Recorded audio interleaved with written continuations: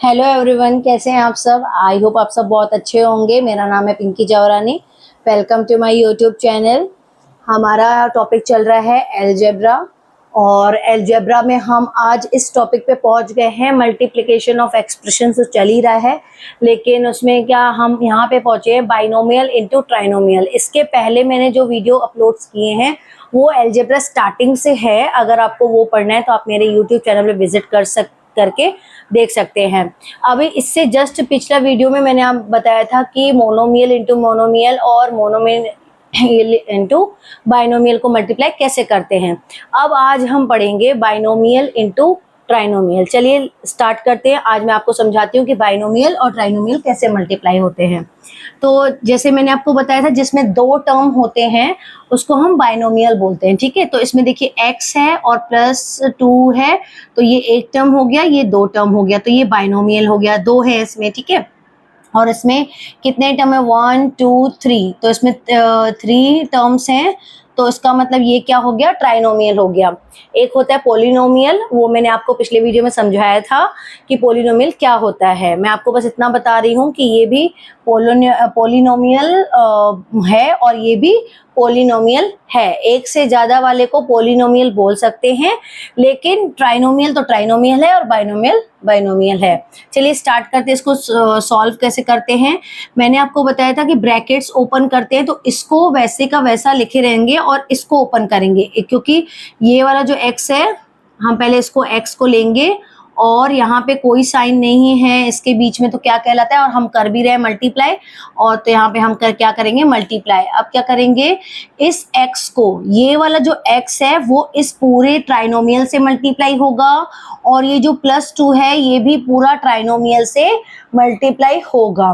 तो x into, अब क्या करेंगे इसमें, x⁻² + 3x +4, इसको ऐसे लिख देंगे, यानी कि ये x जो है ये इस ट्राइनोमियल से मल्टीप्लाई हो रहा है।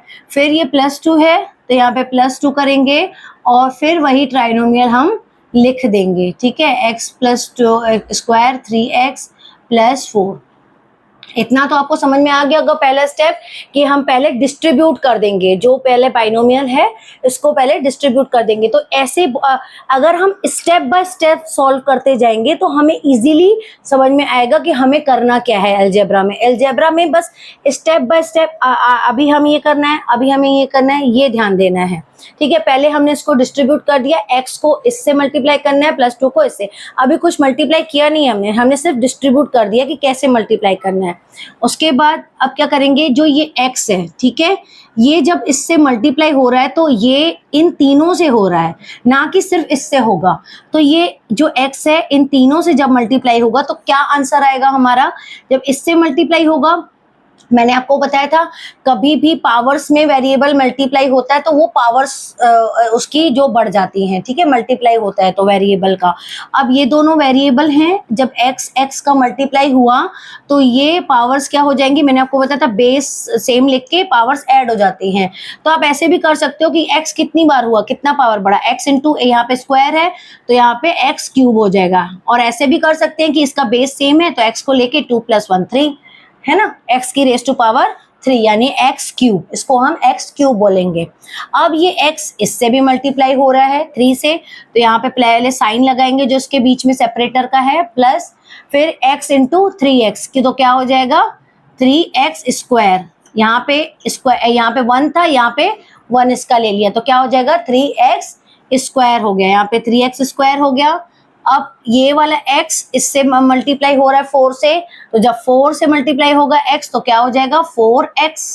हम वेरिएबल उसके साथ लिख देते हैं नंबर्स के साथ, क्योंकि और तो कुछ कर नहीं सकते। तो x³ 3x² + 4x।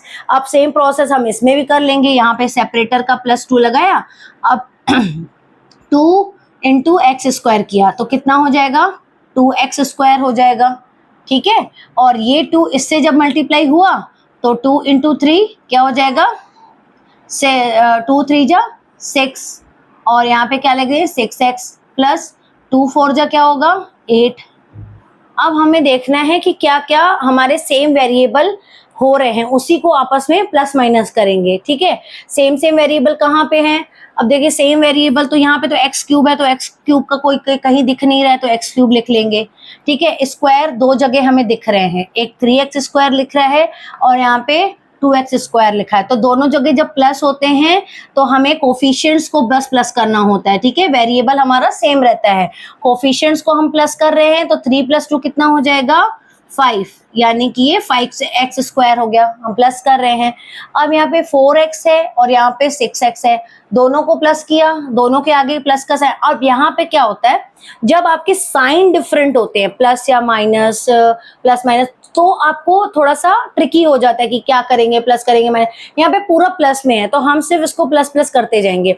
अगर यहाँ पे माइनस का साइन होता तो थोड़ा हमारा चेंज होता कि प्लस माइनस क्या करते हैं, बड़े के आगे क्या लिखा हुआ है, ये हमें ध्यान देने वाली बात होती है। लेकिन अभी हमारा सिर्फ प्लस है तो हम सिर्फ सिंपली प्लस कर लेंगे, तो 6 + 4 क्या हो जाएगा 10x, ठीक है।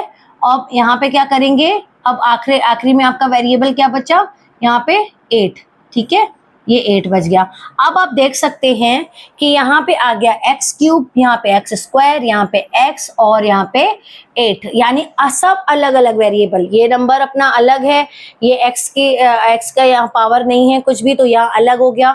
जब सेपरेटर प्लस या माइनस में हो तो और वेरिएबल डिफरेंट आए, ठीक है, तो हमारा आंसर वहीं पे आ जाता है, ठीक है। तो अब ये हमारा आंसर हो गया।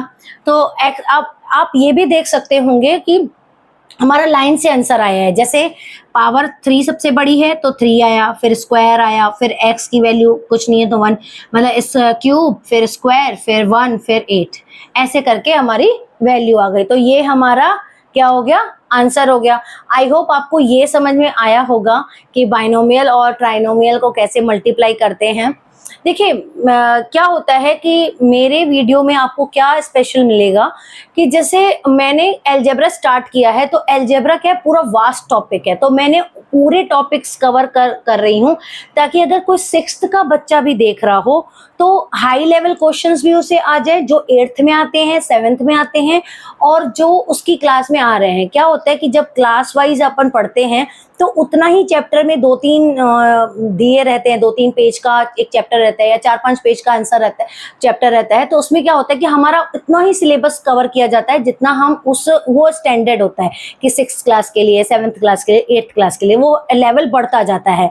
फ्रैक्शंस जैसे चैप्टर आपने 4th में पढ़ा होगा तो 5th में भी आएगा, 6th में भी आएगा, है ना, लेकिन उसका लेवल बढ़ता जाता है, आपके क्वेश्चन टफर होते जाते हैं। उसी तरह जैसे मैंने अलजेब्रा लिया है, तो मैं क्या, अगर मेरा वीडियो 6th क्लास का बच्चा भी देख रहा है तो उसको ये हाई लेवल क्वेश्चन भी सॉल्व करने आ जाएगा, ठीक है। तो आपके लिए इजी रहेगा जब आप 7th में जाएंगे, जब आप 8th में जाएंगे, तो जब हाई लेवल क्वेश्चन आएंगे तो आपको उस समय ये क्वेश्चन बन रहे होंगे ऑलरेडी, क्योंकि आपने ये चीज पढ़ी हुई है। तो इसमें क्या है, सिंपल लेवल से मैं हाई लेवल क्वेश्चन समझाती हूँ टॉपिक वाइज, तो आपका वो जो टॉपिक है वो 6th क्लास के बच्चे के लिए वो पूरा कवर हो जा रहा है ना। तो आप मेरे समझाने का टॉपिक वाइज मतलब यही है कि अगर 6th का बच्चा पढ़ रहा हो तो उसे 7 तक के या 8 तक के बच्चे के लिए भी नॉलेज गेन हो जाए, जब वो क्लास में पढ़े तो टीचर को बता सके कि हाँ मैम मेरे को ये आता है ना। तो अगर आपको मेरा वीडियो समझ में आ रहा हो तो प्लीज़ लाइक और सब्सक्राइब ज़रूर कर दीजिएगा, शेयर भी कर दीजिएगा अपने फ्रेंड्स के साथ, और कमेंट बॉक्स में अगर आपको कोई भी दिक्कत है तो आप वो लिख सकते हैं और मुझे बता सकते हैं कि आपको मेरा वीडियो कैसा लगा। आई होप आपको मेरा वीडियो पसंद आया होगा। Thank you so much.